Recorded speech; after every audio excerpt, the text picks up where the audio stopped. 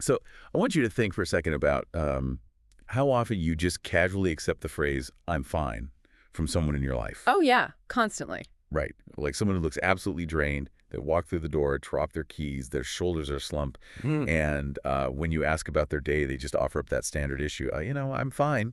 It's almost automatic. It really is. So welcome to the deep dive, everyone, because today, okay, let's unpack this. We're going to pry that phrase open. Yeah, we're really digging into it today. We are. We're unpacking honestly, a profoundly emotional piece of source material. It's translations from a poignant Telugu and Kannada motivational video. And the tone of this is just deeply calm, kind of melancholic, but really inspiring. It's very striking. Yeah, it explores the silent struggles and like the invisible responsibilities of men. These are regions in southern India with very ancient, deeply rooted traditions of, family duty over individual desire. Mm. But it maps so perfectly onto the universal psychology of men hiding their pain behind a smile just to protect the people they love. It really does. And, stepping in here, what we're exploring isn't just a list of complaints about having to work hard. Right, right. It's a cultural and emotional portrait of duty.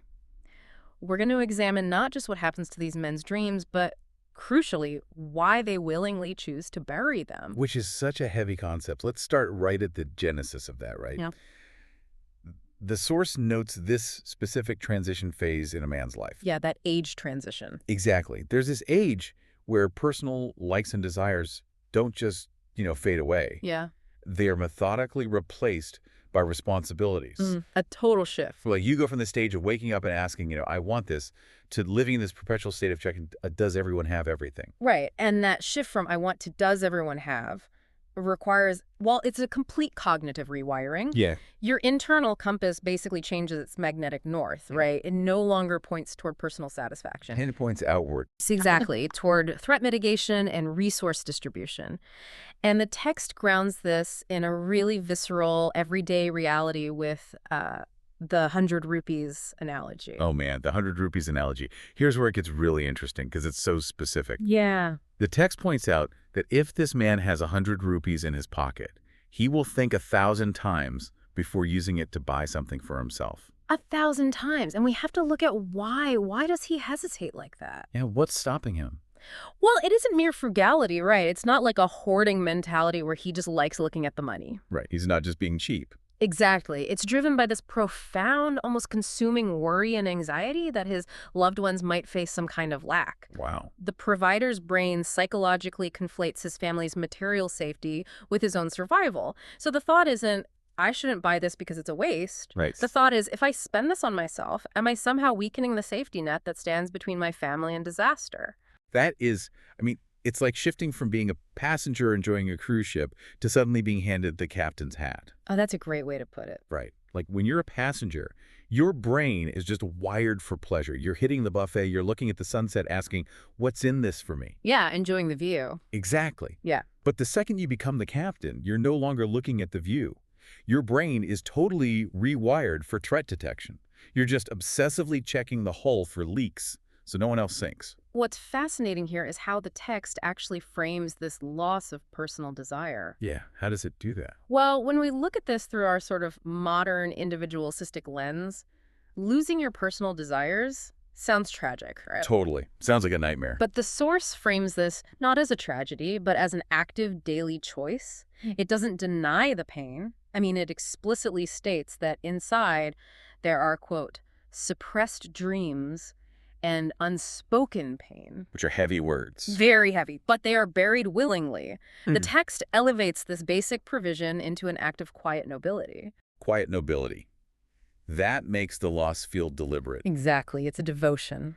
But, okay, so you have this internal state, right? This hypervigilant captain checking for leaks. But that has to interact with the external world. Right, the outside world. And that brings up the physical threshold of the home. The source talks about how the outside world might just insult them, grind them down, Yeah. Oh, absolutely. But the moment they touch that doorknob, the moment they cross the threshold of their home, they have to forget it all and smile. They leave it at the door. Yeah. It's like the front door is a psychological airlock. Yeah. They step inside wearing a smile Yeah. because the societal trap outlined here is just brutal. It really is a trap. If they get tired, they're called incompetent. If they cry, they're labeled weak. Yep. And the quote from the source here is powerful. It says, behind the lie of saying, I am fine, lies an endless ocean. An endless ocean. Just think about the weight of that. Right, and the goal is just to ensure the smile doesn't fade from the eyes of those who believe in him. Exactly. That's the core of the weaponized smile. But, okay, I have to push back on this a little bit. Sure, go for it. Because what does this all mean for the individual? Like, we are kind of romanticizing the struggle here. I see where you're going. If crying equals weakness and resting equals incompetence, isn't this endless ocean of suppressed emotion just a dangerously lonely place to be? Like, isn't it toxic? That's a really valid pushback. It is intensely lonely. And if we connect this to the bigger picture, the text is actually exposing a very stark double standard. Oh, so? Well, a man's daily, relentless struggle to provide is completely invisible to everyone around him. Like, it doesn't even exist. Right. Day in and day out, it's invisible. Yet, the one time he gets tired, the one day he shows it, he is instantly noticed and judged. Oh, wow. So that smile he wears, it's not a reflection of joy. It's an emotional shield used to protect his family from his own exhaustion. So he's protecting them from the reality of what it takes to keep them safe. Exactly. He absorbs the shock so they don't have to feel it. Man, that flows right into the ultimate conclusion the source material draws, which is this archetype of the everyday warrior. The invisible warrior, yes. Right. Because to be this warrior, there's this acceptance that all his dreams are I, and the word here is so heavy, entombed. Entombed, yes, under responsibilities. You don't entomb something you plan on picking back up in a few years, right? No, it's buried. Yeah. Carrying a whole world on his shoulders and keeping everyone alive makes him a warrior. And even when standing on the very edge of defeat, he longs to win purely for the sake of those who rely on him. It reminds me of a foundational pillar in a building. Oh, I like that. Like, nobody walking through a beautiful building stops to thank the load-bearing pillar doing its job every single day. No, they don't even look at it. Right. It's completely invisible. But the absolute second that pillar shows a single hairline crack of fatigue, everyone panics. Oh, I love that analogy. It's perfect because they don't notice it to thank it. They only notice it when its fatigue threatens their safety. And that breaks down the specific use of the word warrior in the text, you know? Yeah, because it's not a typical warrior. No, it's not a warrior fighting on a battlefield for glory with people cheering. This is a melancholic warrior. He's fighting a silent war against his own fatigue and defeat. Just to keep the roof up. Exactly. And there's this recurring Canada key phrase from the source's quick tips that captures this so well. Oh, right, the Canada phrase. Let's hear it. It's a Nevelaru Pratadina Horadutideve. Nevelaru Pratadina Horadutideve. Yeah, and it translates to, we all fight to smile easy every day. Wow. Fight to smile easy. Right, because if the smile looks forced, the illusion of safety shatters. The fight is brutal, but the result has to look effortless. You fight a war just so the smile looks easy to your family. Exactly. You provide a safe world for your dependents, and they never have to know the cost. Okay, so as we wrap up this deep dive, I want to just talk to you, the listener, for a second.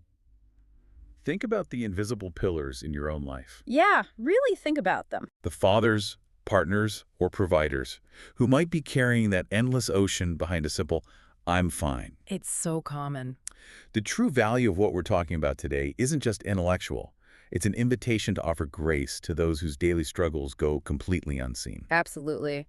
And while the source text is deeply melancholic, its core dedication, to those standing on the edge of defeat, it remains profoundly inspiring. It really does.